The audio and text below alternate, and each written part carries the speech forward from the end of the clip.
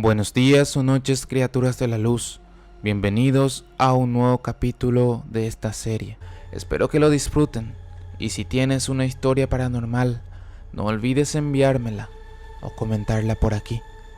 Ahora, agarra la bebida de tu preferencia, que ya nos vamos adentrando en la oscuridad de la noche. Casa embrujada de Presidente Franco.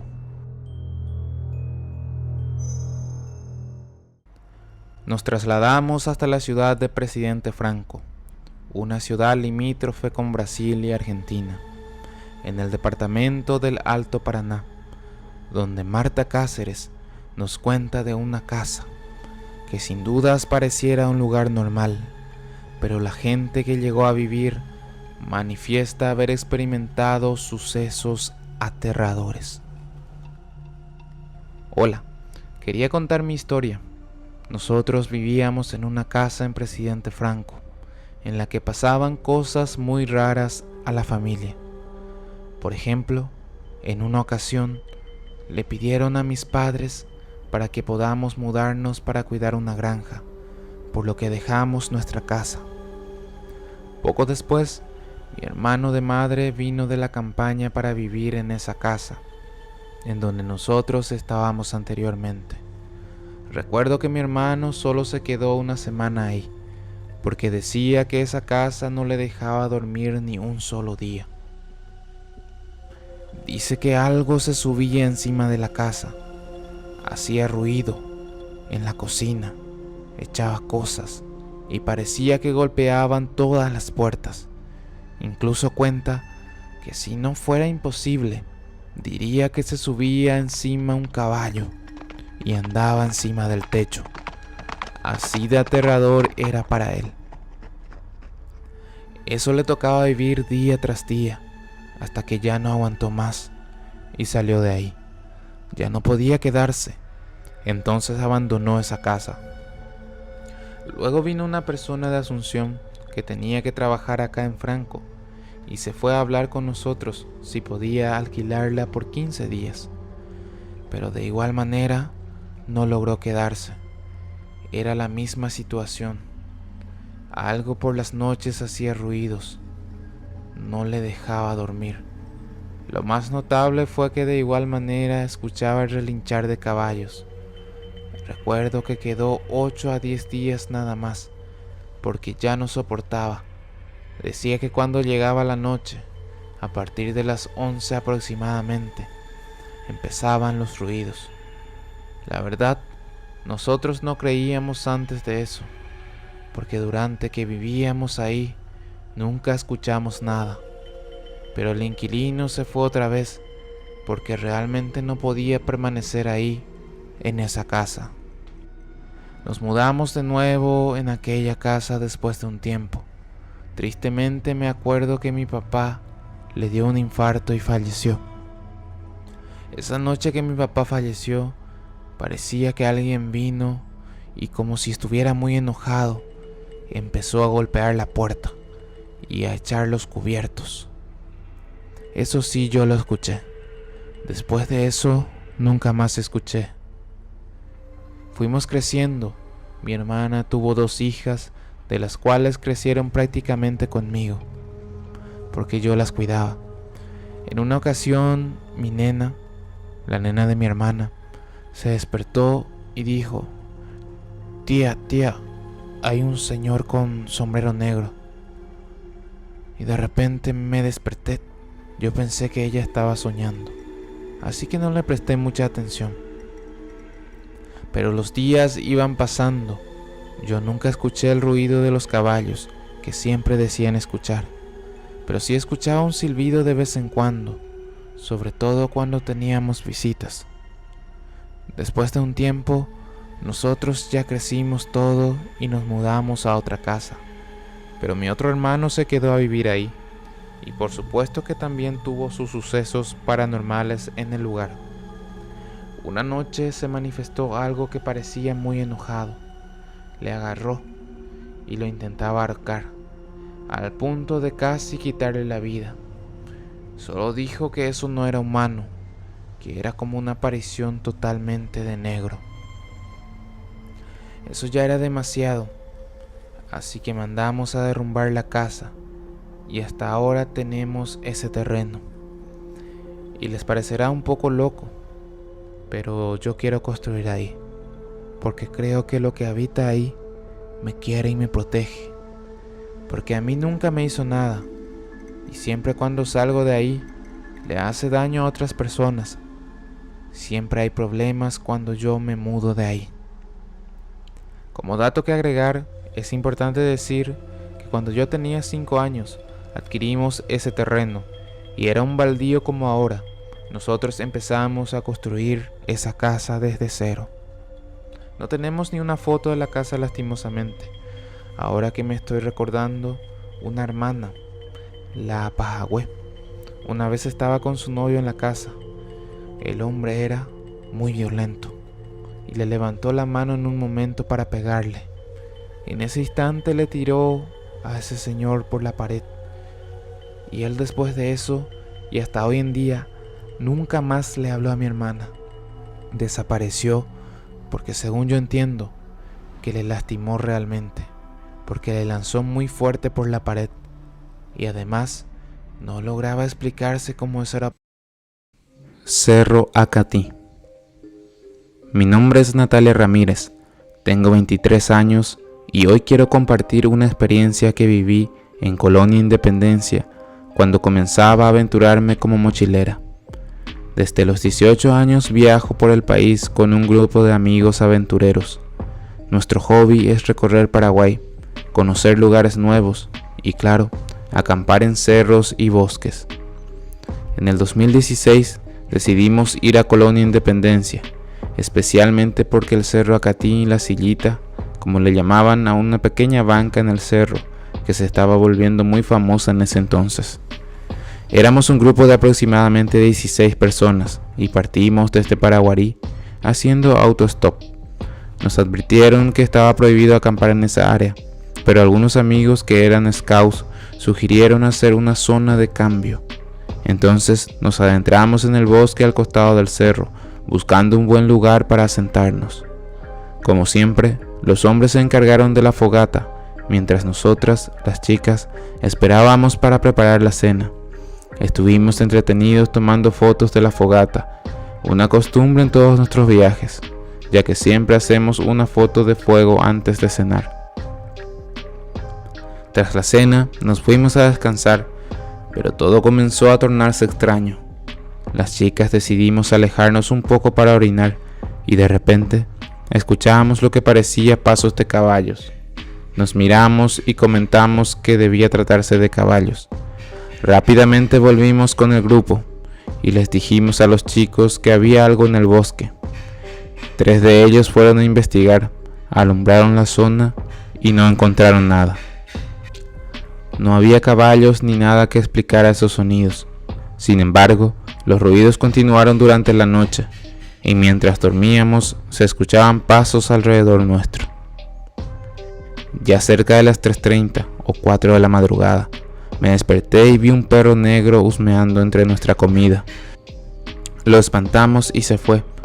Lo extraño es que no había ninguna razón para que un perro llegara hasta allí. Estábamos lejos de cualquier poblado. A la mañana siguiente, la aventura en el cerro terminó y todos regresamos a Asunción.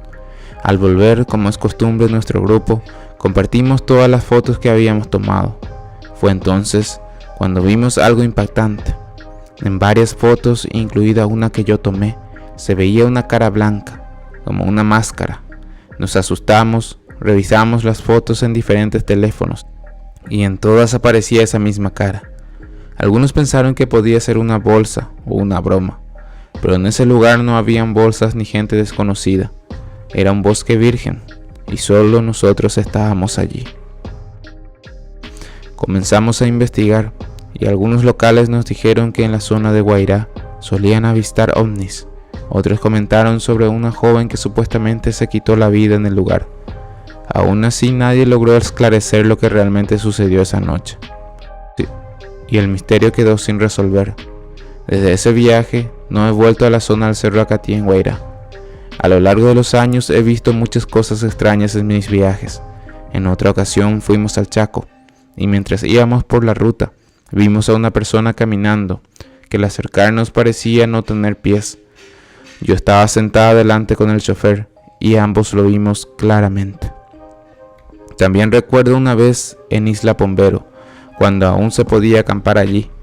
Estábamos preparando la cena y de repente comenzó a sonar como si alguien estuviera tirando piedras o balas en nuestro campamento. Nos levantábamos pensando que eran los chicos bromeando, pero cuando alumbrábamos la zona no había nadie. Volvimos a sentarnos y los ruidos continuaron. Actualmente ya no se permite acampar en la Isla Pombero, porque la gente tiene miedo de los eventos paranormales. Aunque yo ya me acostumbré a los ruidos extraños, prefiero no prestarles atención. Sin embargo, de todas las experiencias, la más inquietante y memorable fue la del Cerro Acatí, donde hasta capturamos la evidencia en fotos. Cerro Upoa. Los cerros de Paraguay están llenos de enigmas y leyendas. Algunas personas hablan de presencias desconocidas que desorientan a los visitantes. Otros mencionan figuras espectrales que una vez vistas se quedan grabadas en la mente para siempre. Pero ¿qué ocurre cuando alguien enfrenta en persona lo inexplicable? Hasta hace poco el protagonista de esta historia se consideraba un escéptico. No creía en tales relatos, hasta el día en que tuvo que enfrentar los horrores que acechaban en las faldas del Cerro Upoa. Este cerro, ubicado en la pequeña compañía de Tacuara, en la ciudad de Nueva Italia, guarda secretos tan oscuros que ni el paso del tiempo ha podido borrar. En el invierno de 2017, él y su padre llegaron a ese lugar con un propósito claro: explorar el sitio para la explotación de una cantera. Al principio todo parecía normal, hasta que intentaron contratar a un guardia nocturno. Sin embargo, cada vecino al que recurrían rechazaba la oferta, mencionando que el lugar era un cerro maldito, lleno de presencias inquietantes que atormentaban a cualquiera que pasara la noche ahí. Mientras inspeccionaba el terreno, descubrieron una casa a medio construir, abandonada por el sobrino del antiguo dueño. Para ellos, fue la primera señal de que algo no estaba bien. Los lugareños les contaron que el joven había abandonado la propiedad después de sufrir pesadillas constantes, extrañas desapariciones de objetos y una sensación de oscuridad que parecía acechar cada noche. Finalmente, el joven se rindió y dejó atrás su sueño de vivir en el cerro. Los propios trabajadores en la cantera también comenzaron a experimentar sucesos perturbadores. Uno de ellos, tras 4 noches en el lugar, renunció. Aseguraba que el pombero, una figura muy conocida en nuestra cultura guaraní, lo acosaba desde las sombras. Sentía su presencia acechándolo desde afuera de la carpa. Veía cómo se desvanecía entre las sombras y en varias ocasiones algo sacudía su tienda con fuerza. Pero lo más aterrador ocurrió en su última noche, mientras buscaba refugio en la camioneta. Sintió como una fuerza invisible balanceaba el vehículo de un lado a otro, como si intentara sacarlo del lugar. Escéptico aún, el padre del joven decidió enviarlo a él para cuidar las máquinas. Lo que sucedió esa noche cambiaría su vida para siempre. La calma nocturna reinaba en el cerro, hasta que un golpe seco rompió el silencio. Trató de convencerse de que era solo un animal, pero el miedo lo superó y abandonó el lugar. Aún así decidió regresar la noche siguiente, esta vez acompañado de su novia, y lo que presenciaron fue indescriptible. Una figura alargada y deforme, una sombra oscura y distorsionada que apareció y se desvaneció ante sus ojos. Sin embargo, lo peor vino después. Su novia, visiblemente pálida y asustada, le confesó que había visto 2 figuras pequeñas observándola desde la oscuridad, con ojos brillantes y aterradores. Intrigado y lleno de inquietud, comenzó a investigar el pasado de aquel cerro misterioso. Descubrió que, según las historias, durante la Guerra Grande, esa zona había sido una ruta de escape para las tropas paraguayas. Se decía que allí mismo había ocurrido una batalla mientras las tropas intentaban llegar a Cerro Corá. Otros rumores afirmaban que, en tiempos de la dictadura, el cerro fue usado para torturas y entierros clandestinos. Podrían ser los espíritus de aquellos que murieron en circunstancias trágicas los que aún deambulaban por el cerro. Nunca encontró una respuesta racional, pero de algo estaba muy seguro. Hay entidades que no pertenecen a este mundo y que se mueven entre nosotros sin que lo sepamos. Teatro. Juan Guillermo Benítez, de la ciudad de San Lorenzo, vivió una experiencia inquietante en diciembre del 2017, cuando faltaban solo 8 días para Navidad. Las casonas del centro de Asunción guardan, tras sus puertas, secretos e historias que forman parte de la historia paraguaya. Aunque el tiempo ha transcurrido, algunos espíritus se niegan a trascender y soltar lo material que, para ellos, aún les pertenece. Aquel día hacía mucho calor. Juan se encontraba en el Museo del Teatro y en pleno centro de Asunción, en una antigua casona. Llegó a las 7 de la mañana para ayudar a un amigo que estaba organizando un desfile que se realizaría esa noche. Al llegar, se encontró con otro ayudante y ambos comenzaron a conversar y planificar los detalles del evento, mientras esperaban a una tercera persona que llegaría al lugar. En medio de la organización, una mujer se acerca a Juan y le hizo saber su molestia por el desorden que estaban ocasionando en la casa. Luego, continuaron moviendo los muebles y llevando las sillas al fondo del lugar para preparar el espacio. En un momento, Juan se dirigió a la cocina, donde estaban las limpiadoras y otras personas. Había mucho ruido y movimiento en el lugar. De repente, una señora se acercó a él por la espalda. Era una mujer de cabello rubio, con 2 trenzas impecables, ojos celestes y piel clara. Vestía un pantalón gris y una camisa celeste, casi tan alta como Juan. Le habló de manera firme, decidiendo que no debían tocar las cosas del dueño de la casa y que estaba muy enojada. Acto seguido, le dio la espalda y se marchó.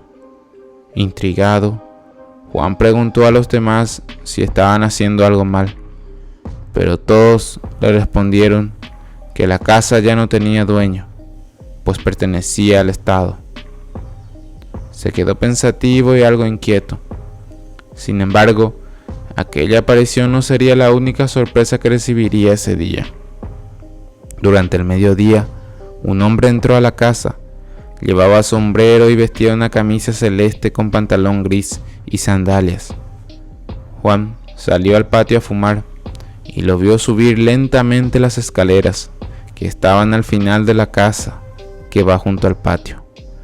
El hombre le dijo que iba a su oficina y continuó subiendo, con una postura encorvada y un andar pausado. Cuando la tarde avanzaba y ya faltaban pocas horas para el evento, Juan decidió subir a la planta alta. Se sorprendió al ver que no habían oficinas, solo un depósito que ese día funcionaba como camerino para las modelos. Todo estaba desocupado y el silencio era profundo. Con estas inquietudes y experiencias, Juan decidió investigar más sobre la casona y sus antiguos dueños. ¿Cuál fue su sorpresa al encontrar, en fotos publicadas en Facebook, que las personas que habían sido dueñas de la casa coincidían en sus rasgos con los espíritus que había visto? Compartir estas experiencias abre camino a muchas otras personas que no se animan a hablar por miedo a no ser creídas. Es importante, les digo, contar lo que se vive y hacerlo con alguien de confianza que pueda guiar en el proceso, ya que estas experiencias pueden ser complejas y para muchos incomprensibles. Por último les digo, no es una broma, podría ser algo espiritual, así que tengan mucho cuidado. Alberdi.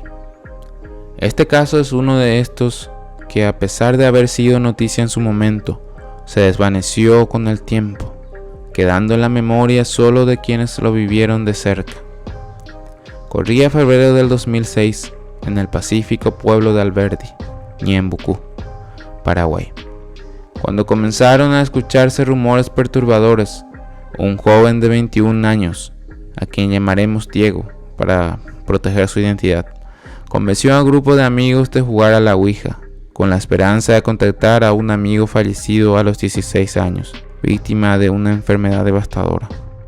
Una noche de fin de semana, Diego y sus amigos, a quienes también llamaremos Carla, Joaquín, Leo y Nati, se reunieron en una casa para la invocación. Al inicio, el juego parecía inofensivo, pero todo cambió cuando el reflejo del amigo fallecido apareció en el espejo de la habitación. Asustados, intentaron comunicarse, y aunque lograron establecer contacto, una pregunta al espíritu provocó un miedo aún mayor. Según contaron después, en su pánico, olvidaron cerrar el portal que había abierto, dejando una vía de acceso para algo oscuro. Tras el incidente, Diego regresó a su departamento en Asunción, donde comenzó a vivir experiencias extrañas. Sombras se movían en las esquinas, susurros se oían en el silencio y siempre sentía que alguien lo observaba. La situación empeoró y pronto circularon videos que mostraban a Diego en aparente estado de posesión. Alarmada por lo que ocurría, su familia buscó refugio en una iglesia evangélica, intentando combatir lo que consideraban una fuerza oscura.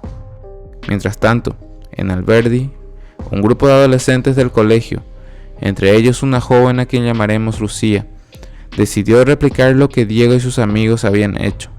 La familia de Lucía tenía un pasado sombrío.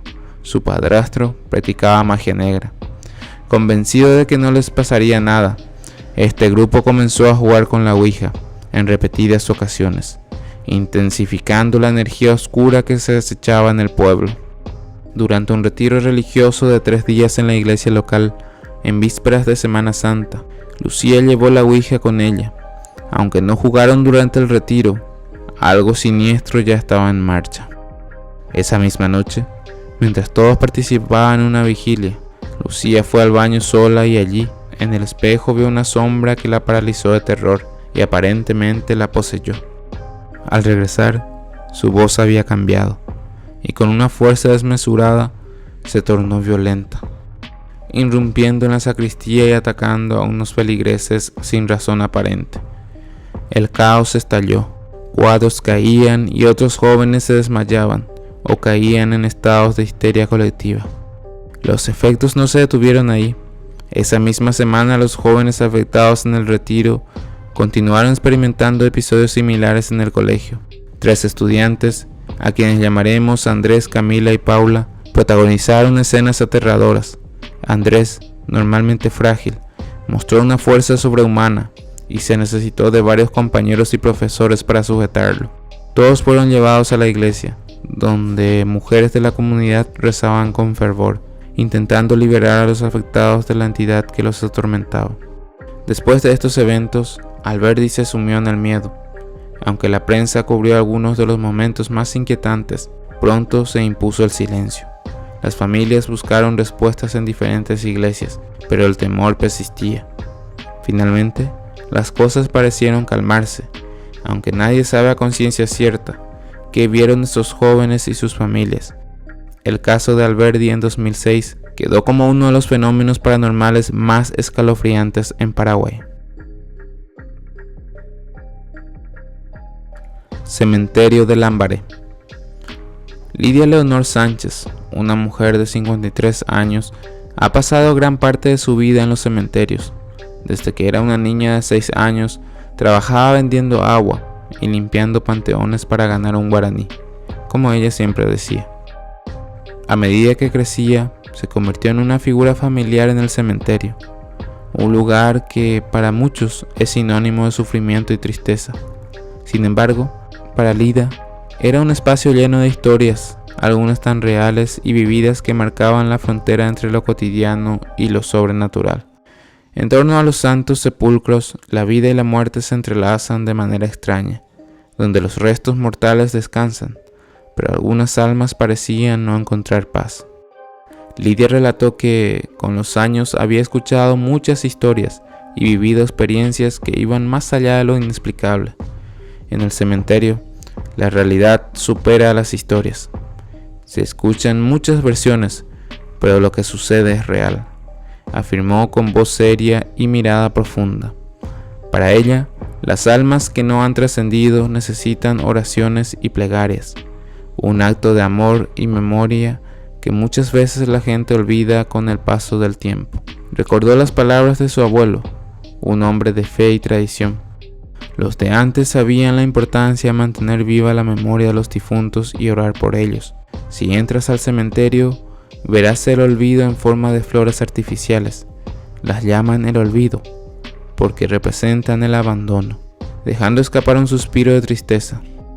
Esto porque los que ponen flores artificiales no regresan frecuentemente a revisar su estado.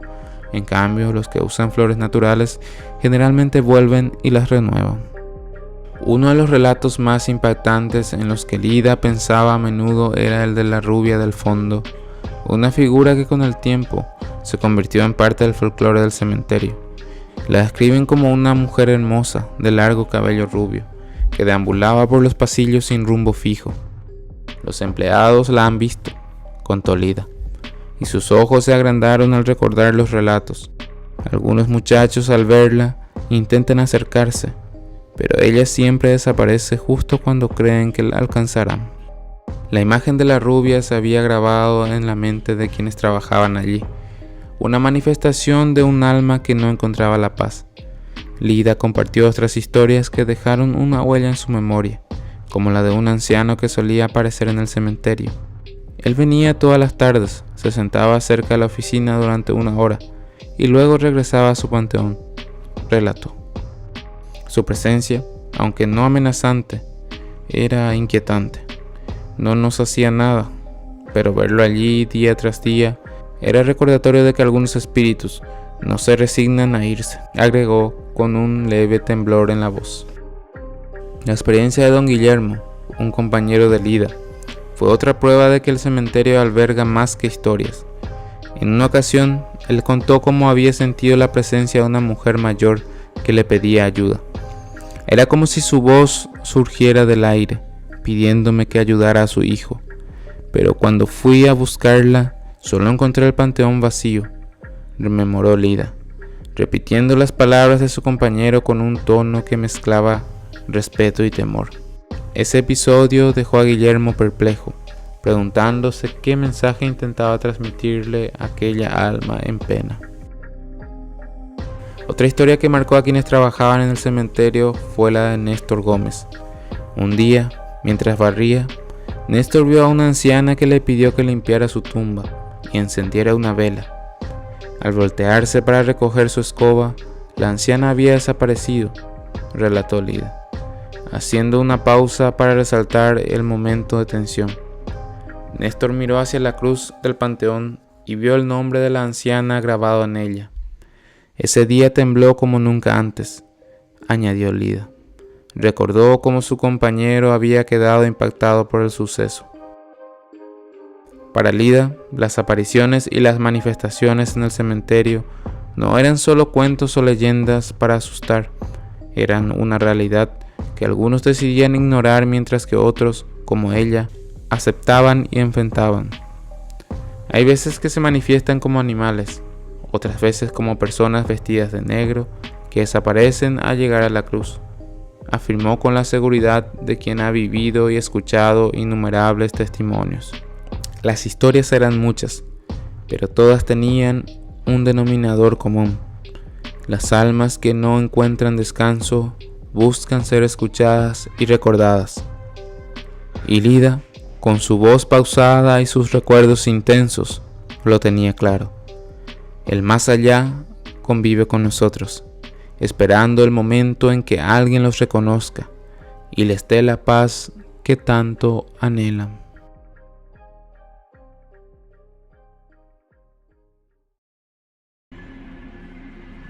Antes de continuar con los relatos, quisiera decirles que si conocen un lugar donde suceden cosas paranormales, no hace falta que sea famoso, podría ser su propia casa o un lugar de su pueblo.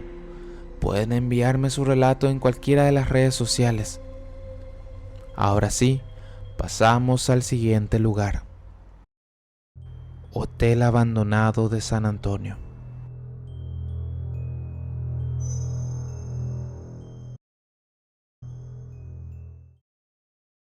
En una entrega anterior hablé sobre un hotel abandonado que causaba intriga a los transeúntes por no conocer sus orígenes, ya que se rumorea que el lugar presenta muchos casos paranormales, y gracias al público me llegó más información sobre este tenebroso lugar. Hola, descubrí tu canal hace poco y me encanta. Mis tíos abuelos fueron gerentes del antiguo Hotel de San Antonio. Mi familia vivía en Los Chales. Los Chales eran parte de un barrio privado para altos funcionarios del frigorífico, que eran extranjeros y descendientes franceses, italianos, alemanes, estadounidenses. No sucedió nada malo ahí, a excepción de algo que les voy a contar. El incendio fue parte de un entrenamiento de los bomberos hace unos años. Como todo lugar abandonado por mucho tiempo, pueden verse ciertas cosas. Tengo fotos de una silueta dentro del hotel, pero en el mismo predio más arriba se quitó la vida un muchacho en 2006, más o menos por ahí. El lugar sí se siente pesado, el ambiente, y hubo experiencias. Si querés te puedo contar esa parte que sí tiene algo denso, más que lo del hotel, del que muchas historias falsas fueron creadas por personas que llegaron a la ciudad mucho después y no saben la historia del mismo. Cualquier cosa a las órdenes. Les cuento, el hotel formaba parte de un barrio cerrado. Los Chales eran totalmente equipados. Eran habitados por altos funcionarios del frigorífico IPC, que era una empresa americana. Era una de las zonas que contaba con electricidad, mientras que el resto de la ciudad no tenía el servicio aún. Durante la guerra civil, los habitantes del predio refugiaron a mucha gente, ya que ese lugar era propiedad de Estados Unidos y nadie podía entrar. Entre otras cosas, proveían carne para los soldados estadounidenses que estaban en guerra. También concentraban clubes de fútbol, había cine, heladería y restaurante. Mis abuelos administraban el hotel. Mi bisabuelo era italiano y era un gerente de la fábrica, como le llamábamos al frigorífico. Mi familia vivió en 2 de los Chales durante el tiempo en que estuvo funcionando y era todo tranquilo. Lo que pasa es que en 2006 o 2007, no recuerdo bien, pero fue por esa época y fue muy traumático. Los bomberos ocuparon uno de los Chales como cuartel, ya que el propietario se los había prestado. Asimismo realizaban sus prácticas en el hotel, de ahí los rastros de incendios. Personalmente no me gustó lo que hicieron ahí, pero era una propiedad privada ya, y no se podía hacer nada. El techo se dio con el paso del tiempo y el abandono. Antes podíamos entrar a caminar por el lugar. Lastimosamente se formó un asentamiento en la parte de atrás y comenzaron a rapiñar los Chales que estaban en muy buen estado. Pero para proteger la propiedad tuvieron que cerrar todo. Mientras estaba en el cuartel de los bomberos y ellos estaban practicando una noche de 2006, menciono ese año porque estoy 90% segura que fue en esa época. Ingresa al predio un muchacho muy conocido en la ciudad. En ese entonces supusieron que acortaría camino a su casa. Llevaba un violín en su mano. Estaba todo oscuro y los bomberos estaban en formación. Cerca de las 11 de la noche, de repente escuchan un ruido hacia uno de los árboles y apuntan con las linternas y ven que el muchacho estaba ahí colgado. Corrieron hacia donde estaba, pero ya era muy tarde y ya no pudieron salvarlo. Y como pasa en nuestro país, un cuerpo no se puede levantar sin que antes estén fiscales y forenses al mismo tiempo. La policía llegó al instante, estaban a metros del lugar, el fiscal también, pero el forense tardó 3 horas. En ese tiempo el cuerpo estaba colgado, algo macabro. Se juntó mucha gente que miraba de lejos, porque las patrulleras estaban alumbrando el lugar con sus faros.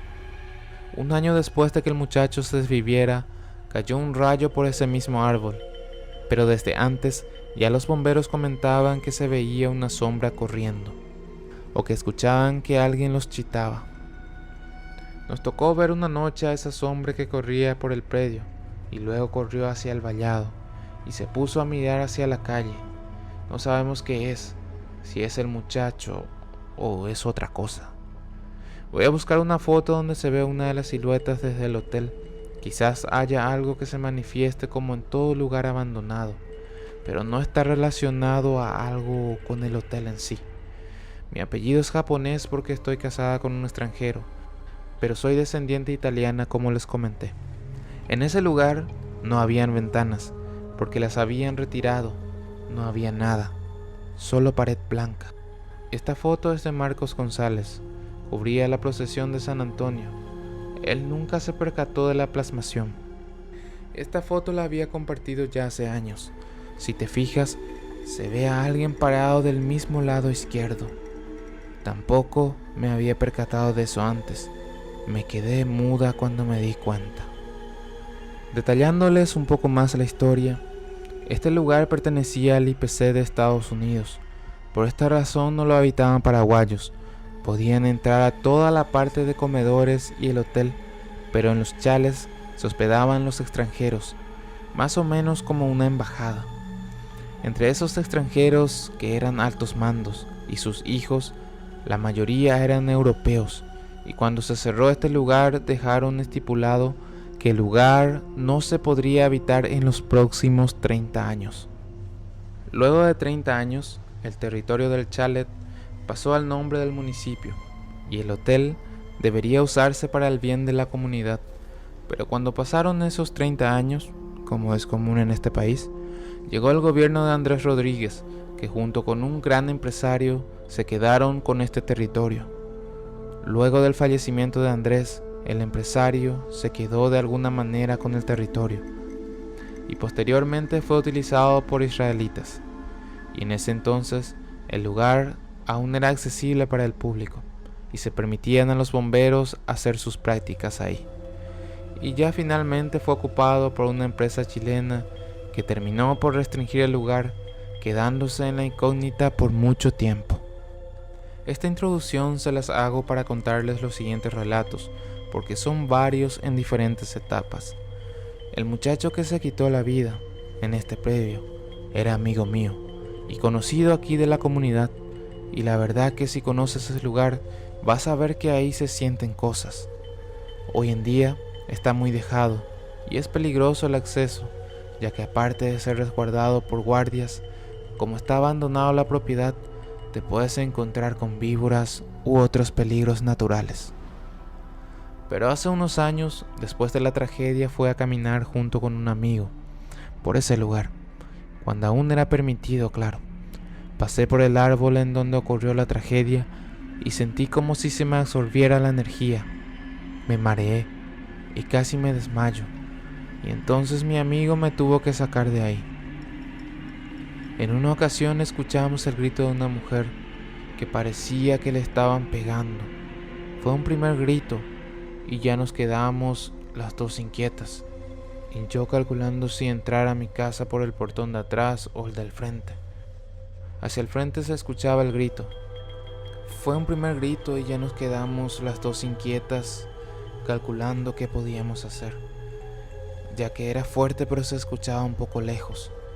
Cuando gritó la segunda vez, le agarré de la mano a mi amiga y corrimos. Cuando llegué a mi casa, la puerta de atrás estaba cerrada y no tenía la llave. Teníamos que entrar por el frente. Mi abuela vivía al lado y pasamos por su casa. Saltamos la muralla y esa cosa no paraba de gritar. Nos perseguía, cada vez más fuerte. Cuando abrí la puerta, le escucho a mi amiga que me dice: "Chari, Chari", con su voz temblorosa. Se había quedado atrás y tiró su cartuchera. Íbamos a estudiar en casa esa noche, porque teníamos examen de la facultad al día siguiente, y habíamos ido a su casa a buscar sus cosas. Pero con el susto nos olvidamos y lo dejamos por el lugar. Ella estaba tiesa como el chavo, como cuando le da la garrotera, y yo no sé ni cómo alcé sus cosas. Las tiré y las saqué de ahí. Hubo una noche en la que estábamos sentados con mi prima y unos amigos, y de la nada mi amigo empieza a correr diciendo que ve algo. Dice que se le acercó una sombra que tenía el mismo porte del que se había desvivido ahí. Se sube por el tejido y mira. Ahí fue que todos pudimos ver esa sombra, y nos dimos cuenta de que nos teníamos que retirar, ya que estaba lloviznando y ya empezaba a hacer frío, y también ya eran altas horas de la noche. Esa fue la última vez que vimos la aparición ahí.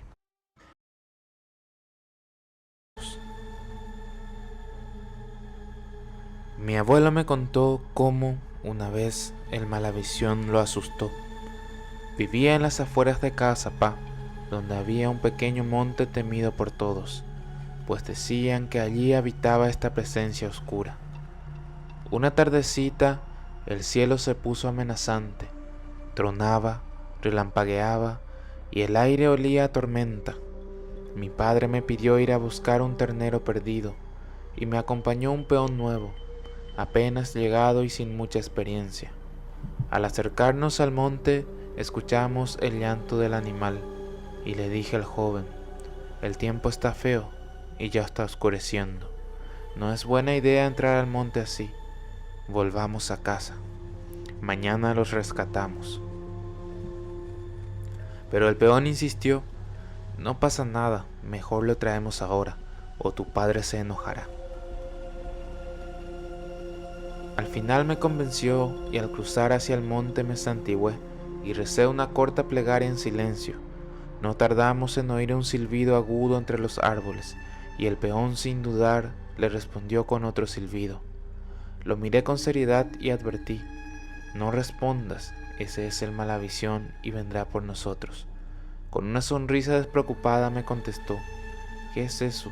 Yo no lo conozco. Le expliqué con un hilo de voz: dicen que es un alma en pena, algo que anda penando. Volvió a sonar el silbido y el peón, ignorando mi advertencia, le contestó de nuevo. Entonces, como un golpe de luz en la penumbra, vimos una figura frente a nosotros, algo largo, delgado y con dos cabezas, avanzando lentamente. Tremendo fue nuestro susto. Hundimos las espuelas en los caballos, que arrancaron al galope, y grité a mi compañero: vení, allí están los Pindó, a eso le temen. Llegamos como pudimos hasta unos árboles de Pindó y nos trepamos jadeando. La criatura se detuvo frente a nosotros y una de sus cabezas murmuró: carne. La otra repitió como un eco siniestro: carne. Nos observó en silencio, evaluándonos con una calma horripilante, hasta que finalmente se volvió. Escuchamos a una de las cabezas decir vamos y a la otra responder: a buscar carne. Tan pronto como se alejó, bajamos y montamos nuevamente los caballos. Salimos del monte como locos, sin mirar atrás. Si no hubiera sido por esos Pindó, el Malavisión ya nos habría devorado. El Pindó es de Dios y Malavisión le teme. Hasta el día de hoy, mis vecinos recuerdan que en ese monte oscuro habían matado a 2 niños, mellizos, cuyas almas nunca encontraron descanso, convirtiéndose en lo que llamamos Malavisión. Umimbaengo Yehu, Hareída Yaguarobiasei. Esas cosas ocurren y en vano no las creemos, me dijo finalmente mi abuelo. Venimos de una familia de músicos por parte de mi madre. Todos son artistas, herederos de una tradición que empezó mucho antes de que existiera la electricidad. En aquellos tiempos creo que ni siquiera mi madre había nacido aún. Mi abuelo, el padre de ella, tenía su propio conjunto, como se les llamaba entonces a los grupos de músicos. Vivían en Ibitimí, en el departamento de Paraguarí, y una vez fueron contratados para tocar en una fiesta en la compañía Héctor L. Vera. No había una ruta marcada, apenas carreteras y senderos de caballos. Al terminar el evento, el grupo emprendió el regreso a pie. Uno de los músicos venía muy tomado y justo a mitad del camino escucharon en la distancia un grito agudo que les heló la sangre.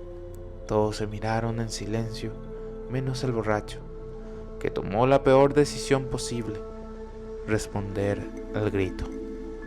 Tan pronto lo hizo, empezaron a oírse ruidos en la maleza, como si algo rompiera las ramas al avanzar, y el grito volvió, más fuerte y más cerca. Sin entender el peligro, el hombre continuó imitando el grito, ignorando las advertencias de mi abuelo y sus compañeros.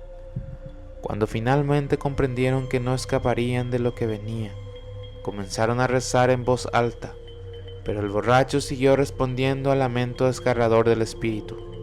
Los gritos cesaron de repente, y al buscar a su compañero, se dieron cuenta de que había desaparecido. Lo buscaron por el monte toda la noche, pero no encontraron ni rastro.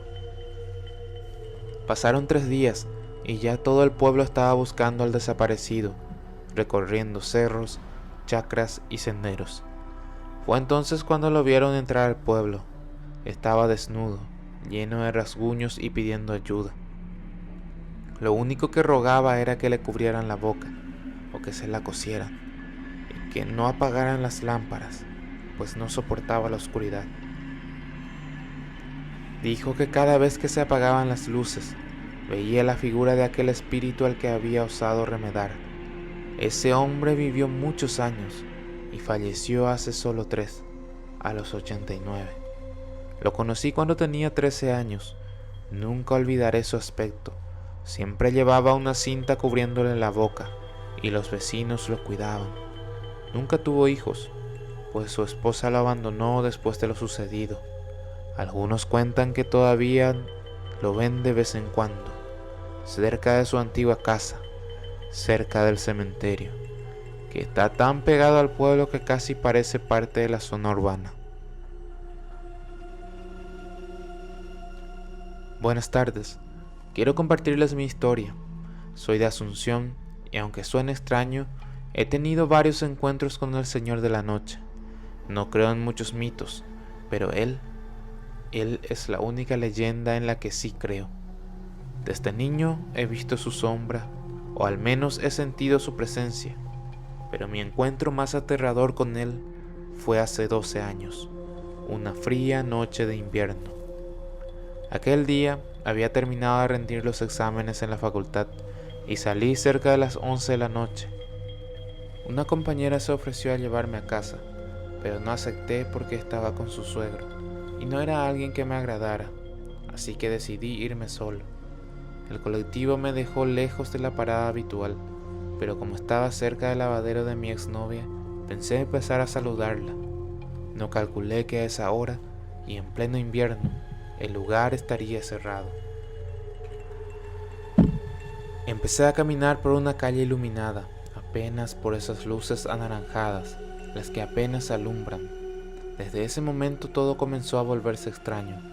Los perros empezaron a aullar y a ladrar mientras pasaba, algo que al principio atribuía a mi presencia, así que no le di importancia. Un escalofrío recorrió mi cuerpo, pero lo ignoré. En ese tiempo no creía mucho en lo sobrenatural, y aunque conocía al bombero y sus historias, no pensé que estuviera relacionado. Fue entonces cuando escuché un silbido. Pensé que sería algún vecino, ya que estaba cerca de casa. Sin embargo, no tenía sentido. Era medianoche, una noche helada de invierno, y no había nadie afuera. Seguía caminando hasta que de pronto mi cuerpo se paralizó. Sentí como si no pudiera moverme. En ese instante, una voz, no sé de dónde venía, me ordenó mirar hacia un pastizal al costado de la calle. Obedecí, y allí lo vi, una figura deforme, caminando de forma extraña, con los pies al revés, o al menos uno parecía más grande que el otro. No lo entendía bien. La cosa saltó hacia la muralla de un vecino, y desapareció. El miedo me dejó inmóvil. Quise gritar, pero no pude. Mi cuerpo estaba petrificado, aunque apenas un minuto después logré moverme. Aquel fin de semana no quise salir de casa. La imagen de aquella cosa deforme, de piel de un negro profundo que resaltaba en la oscuridad, no me dejaba en paz. Esto no terminó ahí. Hace poco, volviendo de un partido de fútbol, volví a sentirlo. Vi a un indigente durmiendo en la calle y de pronto escuché un silbido, igual al de aquella noche. Miré alrededor, pero no había nadie. Tomé un Uber y al llegar a casa traté de olvidarlo. Pero unas horas después, ese mismo silbido sonó en mi ventana. En el año 1976-77 aproximadamente, en la ciudad de Caraguatá, Vaporcue de las Cordilleras, en la compañía Rolón, en la zona de Dos Bocas, vivía una señora llamada Eustasiana Pérez. Ella tenía su casa sobre la barranca y se decía que por la noche había bultos, ya que en aquel lugar, en esa época, no existía electricidad. La gente podía andar solamente cuando había luna llena, porque era la única manera de ver bien, usando linternas y lámparas de aquellos tiempos. Surgieron los comentarios de que en esa zona de Dos Bocas siempre aparecían bultos que asustaban a las personas. La primera vez que se escuchó sobre esto fue un relato de un hombre que había visto a un jinete sin cabeza. Tanto el jinete como el caballo que montaban hacía un ruido enorme, pero ninguno de ellos tenía cabeza. Después de un tiempo, volvió a escucharse ruidos de perros que ladraban y hacían un ruido aterrador, pero no se veía nada. Sin embargo, lo más impactante fue lo que ocurrió en una fría noche, cuando un hombre se dirigía a la ciudad de Caraguatá. Eran alrededor de las 9 de la noche, una hora en la que la gente se acostumbraba a dormir temprano. Al llegar a la esquina de Dos Bocas, escuchó un ruido tremendo. Al mirar a su izquierda, hacia la compañía Rolón, vio un bulto que parecía una gorila, rodando por la barranca. En ese momento, él gritó, pero nadie lo escuchó. Comenzó a correr y el bulto lo siguió, corriendo unas 4 o 5 cuadras, hasta que llegó a su casa. Al llegar, no pudo contar a su familia lo que había visto, ya que estaba mudo de tanto susto. Pasaron algunos meses antes de que se recuperara y pudiera relatar lo sucedido y presenciado. En una de esas noches, mi mamá, que no creía en lo que ocurría, dijo que si había algún alma necesitada, que se apareciera. Esa noche apareció un perro blanco, de cuerpo alargado y enorme, que comenzó a ladrar. Al escuchar al perro, mi madre salió de la casa y se dirigió hacia atrás para verlo. Era una noche de luna llena, tan brillante que parecía de día. Mi mamá vio al perro con el cuerpo muy alargado y no se asustó. Solo se preguntó de quién sería ese perro blanco tan grande y extraño. El perro ladraba, pero su ladrido no sonaba como el de un perro normal. Parecía distante, como si estuviera dentro de una caja de cartón, pero con un eco retumbante. Entonces mi mamá comenzó a zapatearle y el perro le ladraba cada vez más fuerte. Al final decidió espantarlo y el perro salió corriendo y se fue, dejándola pensando en lo que había pasado. Más tarde, otra noche, mi mamá estaba comentando a los vecinos lo que había ocurrido. En esa ocasión ellos vieron a una persona sin cabeza caminando, que parecía llevar una sotana oscura. La gente pensó que podría haber sido un sacerdote asesinado en el lugar. Mi madre decidió llamar a un sacerdote para que viniera a celebrar una misa, pero antes de que él llegara, se escucharon unos gritos que parecían venir de lejos. Había un borracho en la casa, donde mi mamá tenía un almacén. El joven comenzó a gritar y mi mamá le preguntó por qué gritaba. Él continuó gritando cada vez que escuchaba los gritos. De repente, en la tercera o cuarta vez que el muchacho gritó, El que gritaba desde lejos se acercó a él y dio un grito tan fuerte que se escuchó dolorosamente fuerte, pero no se vio a nadie en absoluto. Esas son algunas de las cosas que sucedieron en este lugar en aquella época. Hubo muchas historias, pero nunca se encontraron explicaciones. Una vez, mi madre recordó que cuando era niña, en el año 40 aproximadamente, pasó por ese lugar de Dos Bocas con su hermana, rumbo a su plantación de mandiocas. Escuchó el sonido de un caballo que venía con todo su herraje y pensó que iba a subir sobre ella. Gritó: miren ese caballo, pero nadie veía nada. Siempre había mucho ruido. Mi mamá comentó que al escuchar todo eso, recordaba las historias sobre el movimiento extraño que siempre ocurría en ese lugar, donde aparecían cosas raras, perros sin cabezas, bultos que giraban por la barranca, gorilas enormes, caballos y jinetes sin cabeza. Eran muchísimas cosas, pero muchísimas cosas. Y eso es lo que quería contarles para que escucharan un poco de mi historia. Saludos.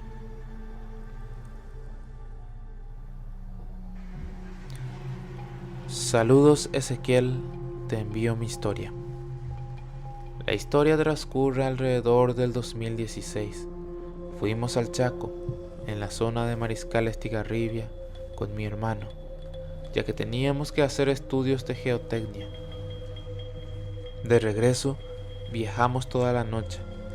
Durante todo nuestro viaje había una llovizna y una especie de bruma. En el regreso, alrededor de las 2 a.m., decidimos descansar en una de las darcenas al costado de la Transchaco, a unos 150 kilómetros de Mariscal Estigarribia.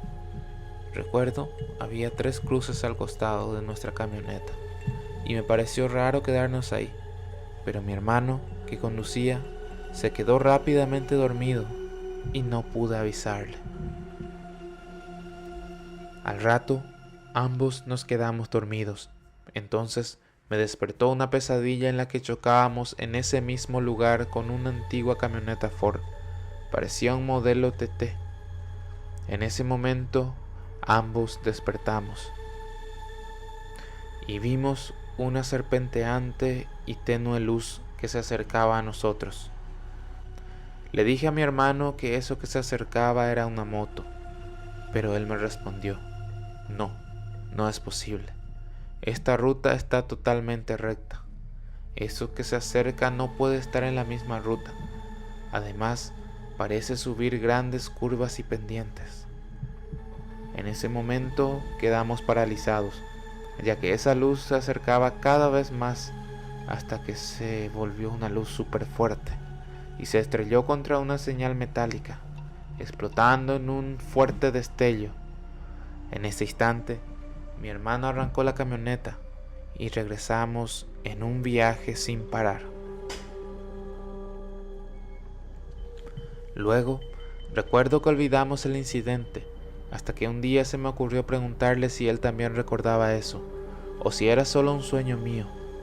Me dijo que sí, que también recordaba, y que el mismo sueño que me había despertado era el mismo que a él lo había despertado también, lo cual nos pareció sumamente raro.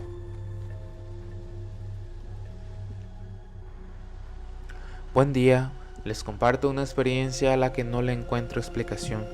Como le mencioné a Ezequiel, en 2020 perdí a mis padres y a mis 2 hijos varones. Todo en el transcurso de 3 meses. Yo estaba en Buenos Aires y no pude despedirme de ellos. Después de aquellas pérdidas tan dolorosas, mi pareja y yo decidimos volver a Paraguay. Pasamos un tiempo en Ciudad del Este, mi ciudad natal, pero las oportunidades de trabajo eran pocas, así que él se mudó a Asunción y estuvo viviendo en la casa de su hermana, en Capiatá. 2 semanas después, decidí reunirme con él. Alistarme fue sencillo, solo preparé lo necesario, la ropa que más usaba, algunos zapatos, unos championes y una botita súper cómoda, de esas que uno considera su tesoro de uso diario. Con el tiempo, logré conseguir un trabajo y nos mudamos a un pequeño departamento, pero poco a poco empecé a notar que algunas de mis cosas faltaban. Primero pensé que era algo sin importancia, pero luego me di cuenta de que se habían perdido ropas y zapatos específicos, incluyendo mi botita favorita y un saquito negro que había usado en el cumpleaños de la tía de mi pareja. Pregunté al arrendador si algún inquilino anterior podía haber tenido una copia de las llaves, pero nadie sabía nada. Eventualmente decidimos mudarnos a una casa independiente y le pedí a mi prima de Ciudad del Este que me enviara unos bolsos grandes de los que usábamos para las compras. Cuando el paquete llegó, empecé a guardar mis cosas, pero mientras sacaba la ropa, descubrí algo que me dejó pasmada. Allí, entre mis cosas de CDE, estaban todas las prendas que se habían perdido en Capiatá. Todas. Sandalias, pantalones y hasta la botita cómoda. Lo último que saqué fue el saquito negro que había usado para el cumpleaños que les mencioné. Cuando mi pareja lo vio, se quedó mudo. Ninguno de los dos lograba entender qué había pasado. Al final, en mi corazón solo podía pensar en una cosa: mi hijo menor. Era tan bromista y juguetón que se me ocurrió que podría haber sido su espíritu travieso, haciendo una última broma.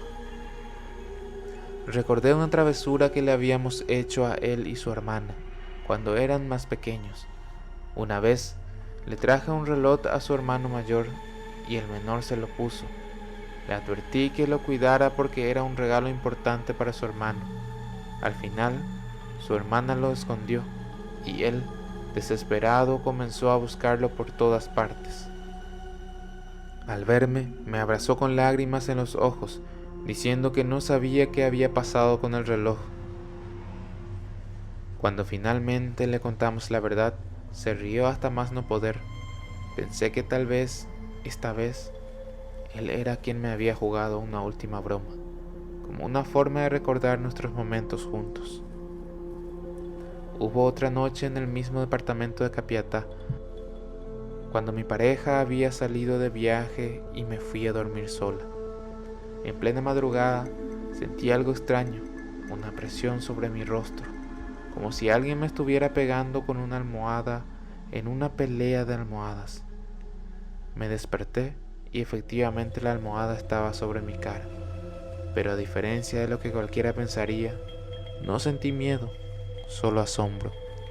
Cada vez que recuerdo estas experiencias, siento que Él sigue cerca, cuidándome y haciéndome recordar que, aunque no esté físicamente, su risa y sus bromas siguen vivas en cada pequeño misterio que ocurre.